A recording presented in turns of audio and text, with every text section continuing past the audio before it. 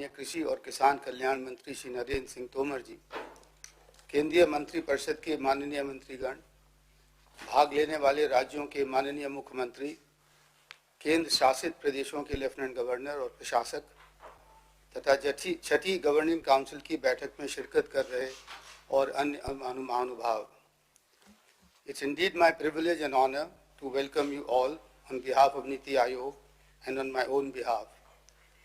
We are meeting after a considerable gap on account of the COVID pandemic.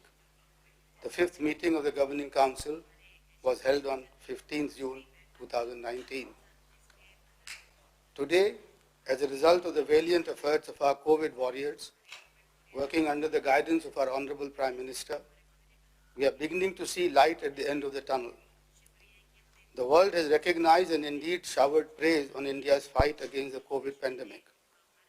Having adopted the mantra of Atmanirbhar Bharat, we have emerged from import dependence to being an exporter of health equipment and COVID vaccines. This is really a result of the all-round cooperation that has been the hallmark of our fight against the pandemic.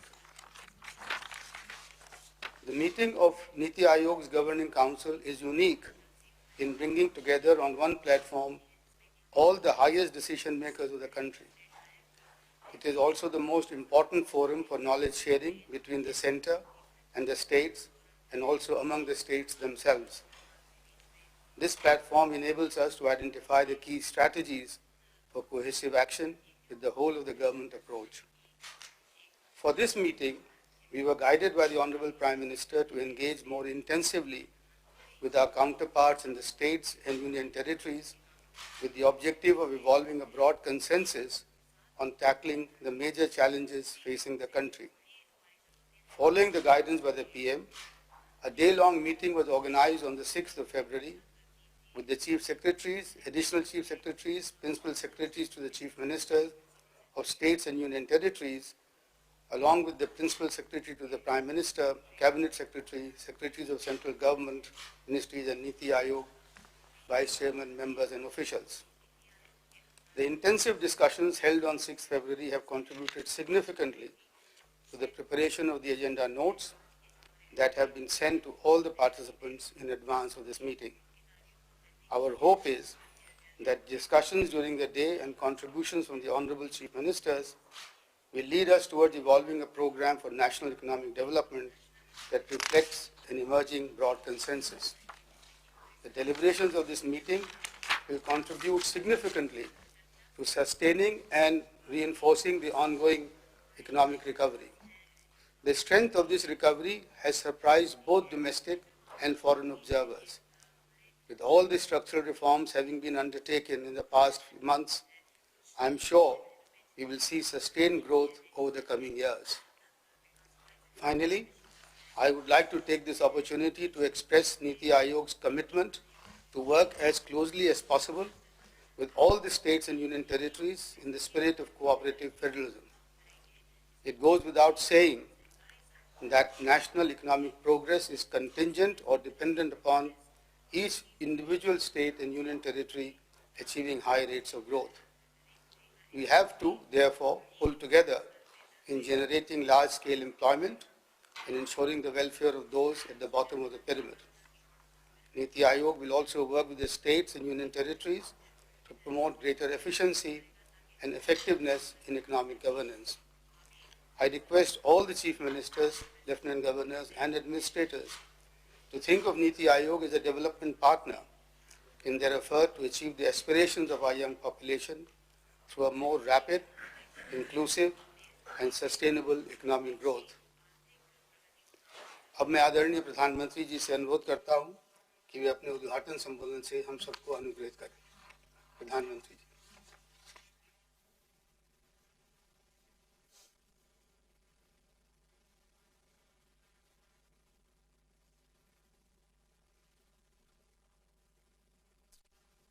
नमस्कार। नीति आयोग की governing council में मैं आप सभी का स्वागत करता हूं। देश की प्रगति का आधार है कि केंद्र और राज्य साथ मिलकर के कार्य और निश्चित दिशा में आगे बढ़े हैं। कोऑपरेटिव फेडरलिज्म को और अधिक सार्थक बनाना, और यही नहीं, हमें प्रयत्नपूर्वक कॉम्पिटिटिव कोऑपरेटिव फेडरलिज्म को न सिर्फ राज्यों के बीच डिस्ट्रिक्ट तक ले जाना है, ताकि विकास की स्पर्धा निरंतर चलती रहे, विकास ये प्राइम एजेंडा बना रहे, देश को नई ऊंचाई पर ले जाने की स्पर्धा कैसे बढ़े, ये मंथन करने के लिए पहले भी कई बार हमने चर्चा की है। आज भी स्वाभाविक है कि इस समिट में उस पर बल दिया जाएगा। हमने कोरोना कालखंड में देखा है कि कैसे अब राज्य और केंद्र सरकार ने मिलकर काम किया, देश सफल हुआ और दुनिया में भी भारत की एक अच्छी छवि निर्माण हुई। साथियों, आज जब देश अपनी आजादी के 75 वर्ष पूरे करने जा रहा है, तब इस गवर्निंग काउंसिल की बैठक और महत्वपूर्ण हो गई है। मैं राज्यों से भी आग्रह करूंगा कि आजादी के 75 वर्ष के लिए अपने अपने राज्यों में समाज के सभी लोगों को जोड़ करके समितियों का निर्माण हो, जिलों में भी समितियों का निर्माण हो। अब से कुछ देर पहले इस बैठक के लिए बिंदुओं का एक सरसरा उल्लेख आपके सामने हुआ है। इन एजेंडा पॉइंट्स का चयन देश की सर्वोच्च प्राथमिकताओं को ध्यान में रखते हुए किया गया है। इन एजेंडा पॉइंट्स पर राज्यों से सुझाव लेने के लिए, राज्यों को तैयारी का पर्याप्त समय देने के लिए एक नया प्रयोग शुरू किया गया कि इस बार नीति आयोग के साथ राज्यों के सभी प्रमुख अधिकारियों के साथ एक अच्छा सा वर्कशॉप भी हुआ इसके पूर्व, और उस चर्चा में जो पॉइंट आए उनको भी इसमें जोड़ने के लिए हमने प्रयास किया है, और इसके कारण काफी सुधार और एक प्रकार से राज्यों की अपेक्षाओं को ध्यान में रखते हुए एजेंडा बना है। इस प्रक्रिया से गुजरने की वजह से इस बार गवर्निंग काउंसिल के एजेंडा पॉइंट्स बहुत स्पेसिफिक है और हमारी चर्चा को और सारगर्भित बनाएंगे। साथियों, पिछले कुछ सालों में हमने देखा है कि हमारे देश के गरीबों को एम्पावर करने की दिशा में बैंक खाते खुलने से, टीकाकरण बढ़ने से, स्वास्थ्य सुविधा बढ़ने से, मुफ्त बिजली कनेक्शन मिलने से, मुफ्त गैस कनेक्शन, मुफ्त शौचालय निर्माण की योजनाओं, उनके जीवन में, खास करके गरीबों के जीवन में एक अभूतपूर्व बदलाव नजर आ रहा है। देश में अभी हर गरीब को पक्की छत देने का अभियान भी तेज गति से चल रहा है। कुछ राज्य बहुत अच्छा परफॉर्म कर रहे हैं, कुछ राज्यों को अपनी गति बढ़ाने की आवश्यकता भी है।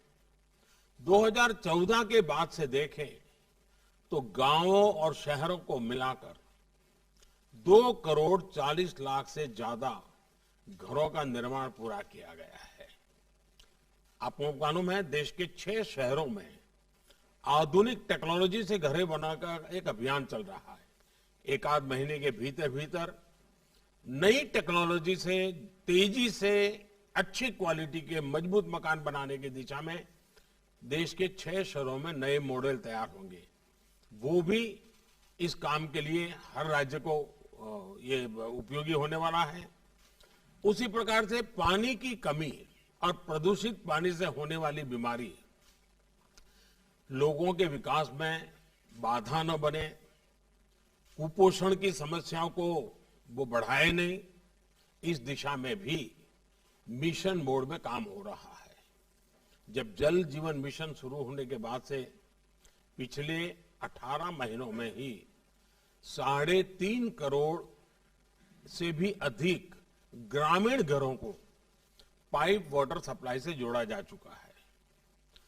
गांवों में इंटरनेट कनेक्टिविटी के लिए भारत नेट स्कीम एक बड़े बदलाव का माध्यम बन रही है। ऐसी सारी योजनाओं में जब केंद्र और राज्य सरकारें मिलकर काम करेगी तो काम की गति भी बढ़ेगी और अंतिम व्यक्ति तक उसका लाभ पहुंचना भी सुनिश्चित हो जाएगा।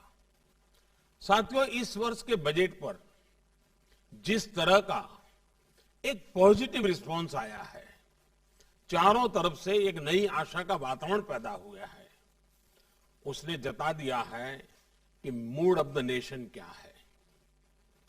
देश मन बना चुका है, देश तेजी से आगे बढ़ना चाहता है, देश अब समय नहीं गंवाना चाहता है और कुल मिलाकर के देश के मन को बनाने में देश का युवा मन बहुत बड़ी भूमिका अदा कर रहा है और तभी ये बदलावों के प्रति एक नया आकर्षण पैदा हुआ है। हमें भी ये देख कैसे देश का प्राइवेट सेक्टर देश की इस विकास यात्रा में और ज्यादा उत्साह से आगे आ रहा है। सरकार के नाते हमें इस उत्साह का, प्राइवेट सेक्टर की ऊर्जा का सम्मान भी करना है और उसे आत्मनिर्भर भारत में उतना ही अवसर भी देना है। आत्मनिर्भर भारत एक ऐसे नए भारत की तरफ कदम है जहां हर व्यक्ति, हर संस्था, हर उद्यम को अपनी पूरी क्षमताओं से आगे बढ़ने का अवसर मिले। साथियों, आत्मनिर्भर भारत अभियान एक ऐसे भारत का निर्माण का मार्ग है जो न केवल अपनी आवश्यकताओं के लिए बल्कि विश्व के लिए भी उत्पादन करे और ये उत्पादन विश्व श्रेष्ठता की कसौटी पर भी खरा उतरे।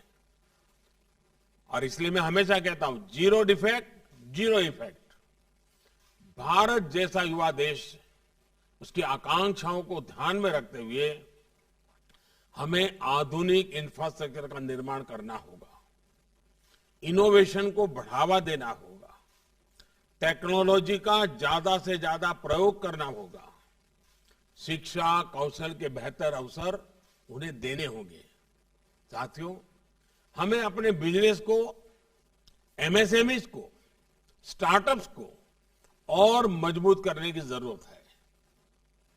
हमारे हर राज्य की अपनी एक खूबी है, हर राज्य के हर जिले के पास अपना हुनर है, अपनी खासियत है, कई प्रकार के पोटेंशियल्स हम बारीकी से देखें तो नजर आते हैं। सरकार द्वारा देश को ये सैकड़ों जिलों के प्रोडक्ट्स को शॉर्टलिस्ट करके उनके वैल्यूएडिशन के लिए, मार्केटिंग और एक्सपोर्ट के लिए उन्हें प्रमोट किया जा रहा है। इससे राज्यों के बीच एक स्वस्थ स्पर्धा अभी प्रारंभ हुई है, लेकिन आगे बढ़ाना है।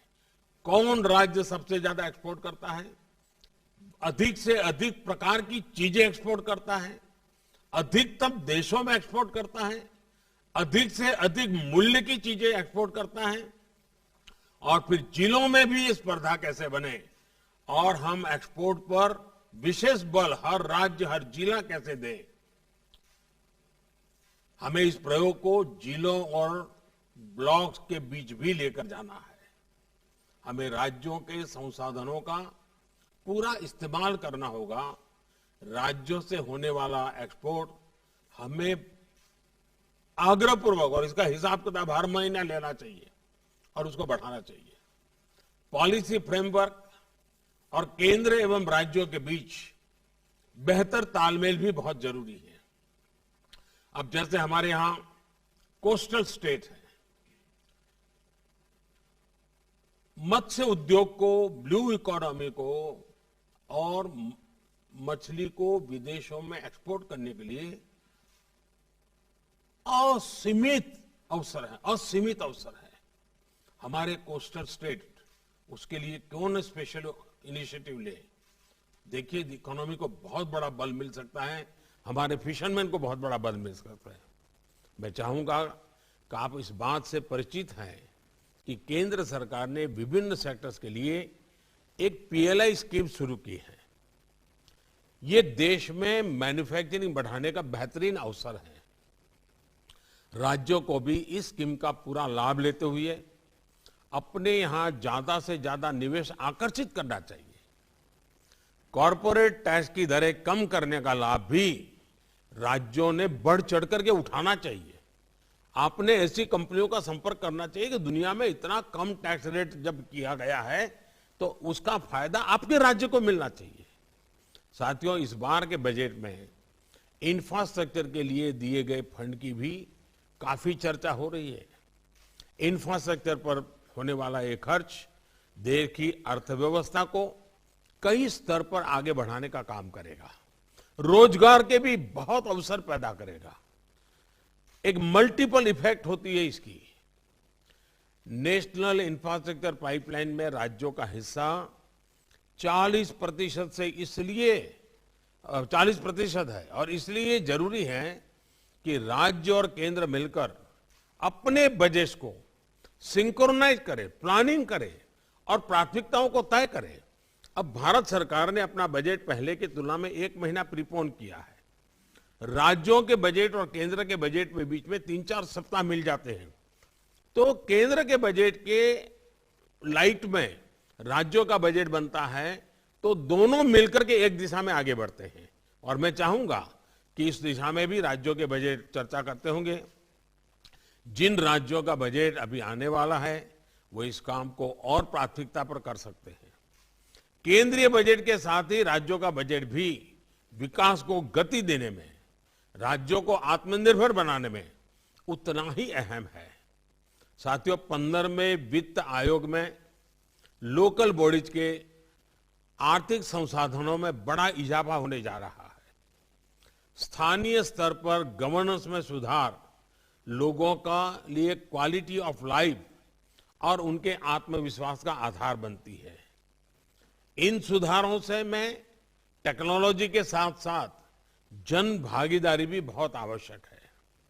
मैं समझता हूं कि पंचायत राज व्यवस्था तथा नगर निकायों के निर्वाचित प्रतिनिधियों को इस कन्वर्जेंस तथा आउटकम्स के लिए जिम्मेदार बनाने का भी समय आ गया है। स्थानीय स्तर पर बदलाव के लिए जिले, राज्य और केंद्र एक साथ मिलकर काम करते हैं तो परिणाम कितने सकारात्मक आते हैं, इसके लिए आकांक्षी जिलों का उदाहरण हमारे सामने है। एस्पिरेशनल डिस्ट्रिक्ट का जो प्रयोग रहा है वो अच्छे परिणाम दे रहा है, लेकिन पिछले कुछ दिनों में कोरोना के कारण जो गति आनी चाहिए तो नहीं आई, लेकिन अब फिर से उस पर हम बल दे सकते हैं। साथियों, कृषि अपार क्षमताओं से भरी है, लेकिन फिर भी कुछ सच्चाइयां हमें स्वीकार करनी होगी। हम कृषि प्रधान देश कहे जाएं, उसके बावजूद भी आज करीब 65-70 हजार करोड़ रुपए का खाद्य तेल हम बाहर से लाते हैं। ये हम बंद कर सकते हैं। हमारे किसानों के खाते में पैसा जा सकता है। ये पैसों का हकदार हमारा किसान है, लेकिन इसके लिए हमारी योजनाएं उस प्रकार से हमें बनानी होगी। हमने पिछले दिनों दालों में प्रयोग किया, उसमें सफलता मिली। अब दाम बाहर से लाने में, दालों को बाहर से लाने में खर्चा हमारा काफी कम हुआ है। ऐसी कई चीजें, कई खाद्य चीजें बिना कारण हमारे टेबल पर आज आ जाती है। हमारे देश के किसानों को ऐसी चीजों को उत्पादन में कोई मुश्किल नहीं है, थोड़ा गाइड करने की जरूरत है। और इसलिए ऐसे कई कृषि उत्पाद हैं जो हमारे किसान न सिर्फ देश के लिए पैदा कर सकते हैं बल्कि दुनिया को भी सप्लाई कर सकते हैं। इसके लिए जरूरी है कि सभी राज्य अपनी एग्रो क्लाइमेटिक रीजनल प्लानिंग, उसकी स्ट्रेटेजी बनाएं, उसके हिसाब से किसान को मदद करें। साथियों, बीते वर्षों में कृषि से लेकर पशुपालन और मत्स्य पालन तक एक होलिस्टिक अप्रोच अपनाई गई है। इसका परिणाम है कि कोरोना के दौर में भी देश में कृषि निर्यात में काफी बढ़ोतरी हुई है, लेकिन हमारा पोटेंशियल इससे अनेक गुना ज्यादा है।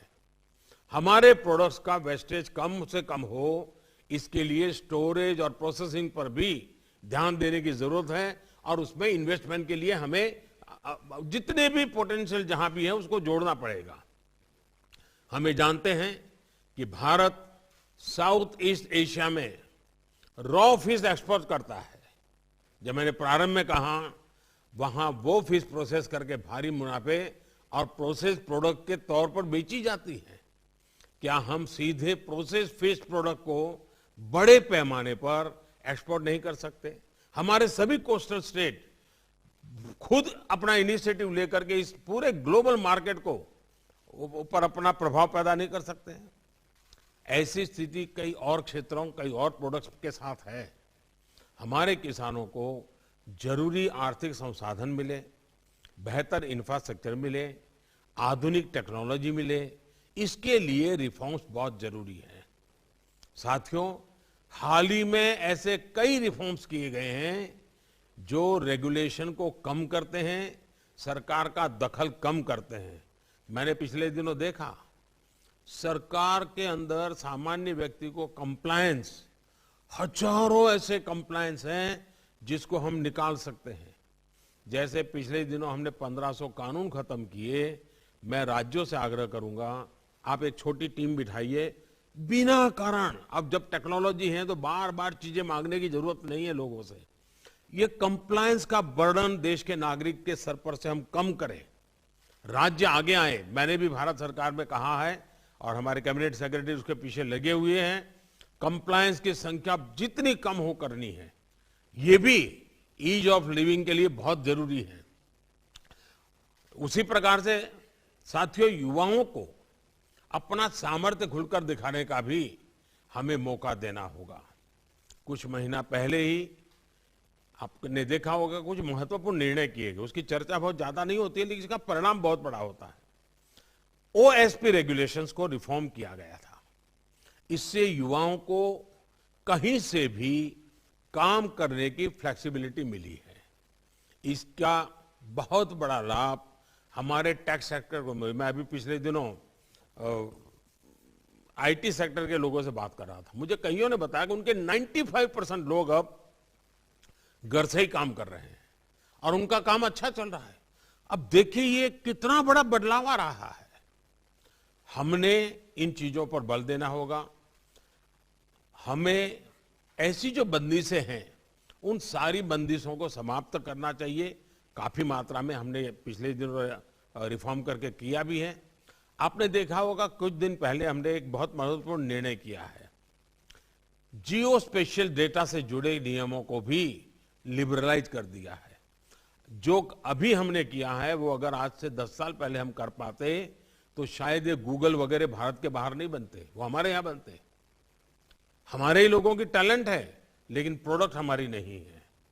इससे हमारे स्टार्टअप्स और टेक सेक्टर को तो बहुत बड़ी मदद मिली है। मैं चाहता हूं कि ये फैसला देश के सामान्य मानवी की ईज ऑफ लिविंग बढ़ाने में मदद करेगा। और साथियों, मैं 2 चीजों का आग्रह करूंगा।